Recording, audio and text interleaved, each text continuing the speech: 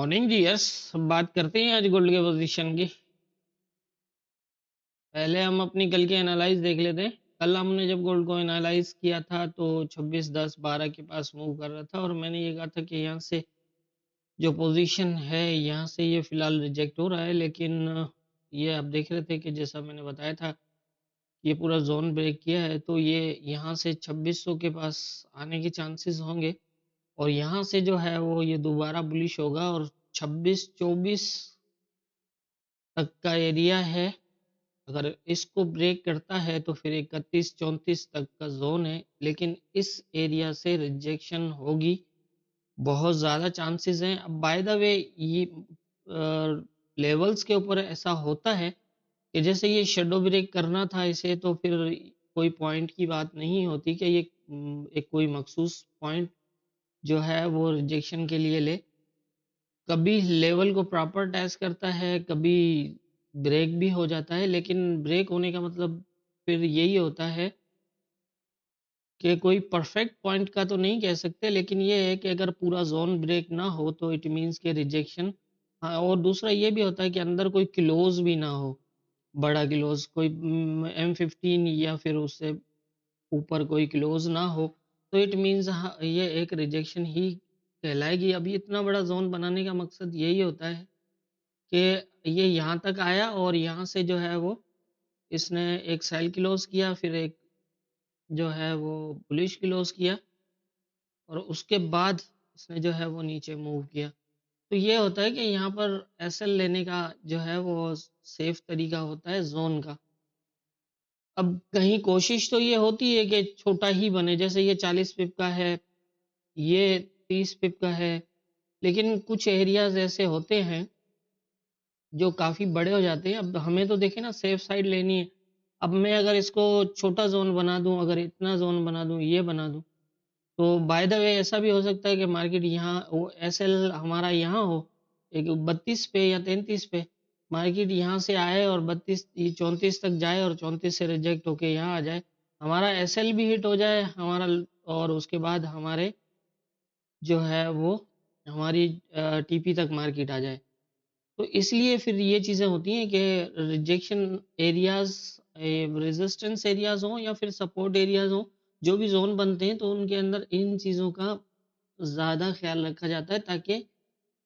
जो है वो अगर मार्केट इट मीन्स कि अब यहाँ पर आप देखें कि अगर ये इसके ज़ोन टॉप तक गया है, तो अगर किसी यहाँ से भी अगर आपने सेल किया है एक मतलब है,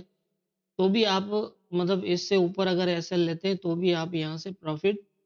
कर सकते हैं। लेकिन देखें इसमें ये होता है कि अगर एक सीधी-सीधी मार्केट आके किसी रेजिस्टेंस एरिया को अपसाइड जो है वो ज़ोन के टॉप तक ब्रेक कर दे तो इट मीन्स वो नीचे से दोबारा बुलिश होगा और सेकंड रेजिस्टेंस जाने के ज़्यादा चांसेस होंगे। तो अब यही है कि देखें ये ज़ोन ब्रेक हुआ तो ये नीचे से हम यहाँ पर जो है वो एक बाय की जो है वो ट्रेड ले सकते हैं, जो हमारी 24 तक की जो है 24 का एरिया है तो हमारी 23 तक की टीपी और हमारा एसएल यहाँ पर जो है वो नीचे लगेगा इसके। तो इसी तरह से ये एरियाज जोन बनाए जाते हैं, तो उसी हिसाब से ही आपने इसको देखना होता है। तो यहाँ से आप देख सकते हैं किस तरह मूव किया इसने, इसको शेडो ब्रेक किया और यहाँ से ही रिजेक्शन ली। ये ज़ोन था जहाँ तक कुछ चांसेस थे कि ये रुके, लेकिन यहाँ थोड़ा-सा ट्राई किया इसने, एक बुलिश क्लोज़ किया लेकिन उसके बाद फिर इसे ब्रेक कर दिया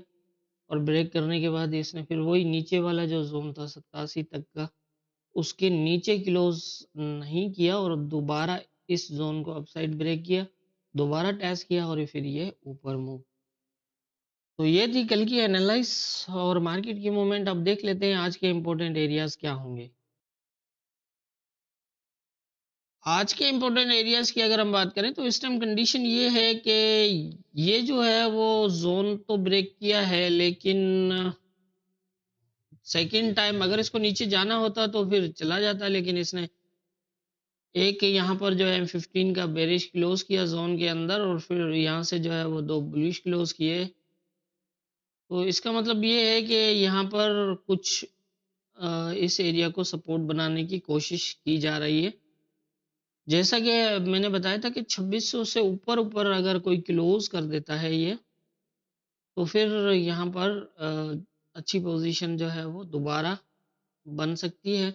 लेकिन वो तब है जब एक क्लोज लगाए उसके बाद स्टे भी करे, लेकिन ये क्लोज यहाँ पर H4 का लग चुका है,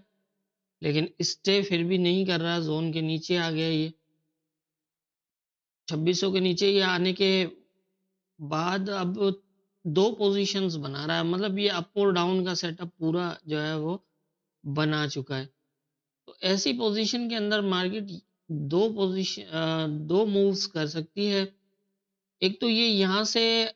इस एरिया को दोबारा सपोर्ट लेता है यहाँ से, तो फिर यहाँ तक होगा, 18 तक भी जा सकता है, और 18 से फिर जो है अगर ये रिजेक्ट होता है, इस जोन से रिजेक्ट होता है, तो फिर यहाँ तक और मजीद नीचे, जैसा मैंने पहले भी बताया था कि 25-55 इम्पोर्टेंट एरिया है, यहाँ तक आ सकता है। एक पोजीशन ये है,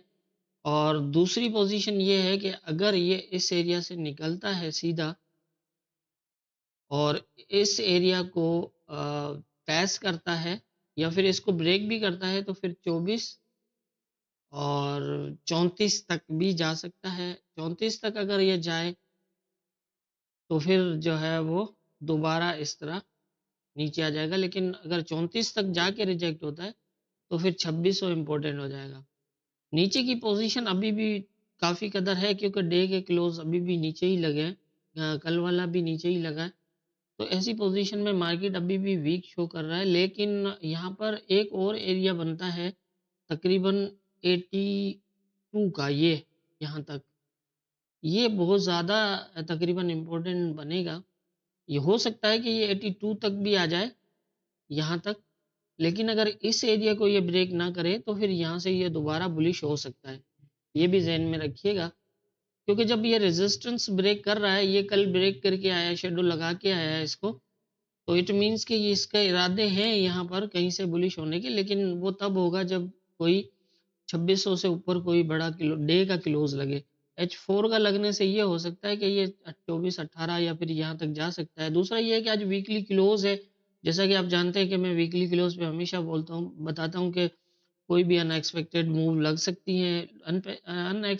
अनएक्सपेक्टेड का मतलब ये नहीं होता कि लेवल्स के अगेंस्ट चली जाए, इट मीन्स कि ये है कि अगर ये हमारा मतलब ये है कि 2600 से ऊपर अगर ये क्लोज करता है H4 का, तो ये दोबारा जो है वो इस एरिया को टच करके ऊपर 14 तक जा सकता है, लेकिन वो बजाय 14 के जाने के ये नीचे आ जाए, और फिर जो 14 की मूव है 14 तक वाली, ये फिर हो सकता है कि अगले वीक में करे, तो ये हो सकता है। तो ये थोड़ा सा जो है वो ध्यान रखिएगा, इस चीज़ का बहुत अच्छे से ख्याल रखिएगा। एसएल के साथ आप अपनी ट्रेड करेंगे तो कोई ज़्यादा मसला नहीं है, क्योंकि छोटे एरियाज़ के अंदर छोटी एसएल के साथ आप थोड़ा सा वेट करें, लेवल्स के ऊपर कंफर्मेशन देखें, तो उसी हिसाब से जो है वो हम उसको आसानी से जज कर सकते हैं। तो इस टाइम जो कंडीशन नज़र आ रही है इसके अंदर वो यही है मेरे हिसाब से। हाँ, अगर ये यहाँ से इस एरिया को ब्रेक भी कर देता है और यहाँ तक आ जाता है, यहाँ से भी ये दोबारा बुलिश हो सकता है। अगर ये 82 का एरिया अगर ब्रेक ना करे और यहाँ से ये आके इससे ऊपर 89 से ऊपर आके कोई क्लोज करे, स्टे करे, तो फिर ये दोबारा 26-14 वाले एरिया पे भी जा सकता है। लेकिन अगर इस एरिया को फास्ट ब्रेक करता है तो फिर यहाँ से दोबारा ये इस तरह पोजीशन बना सकता है।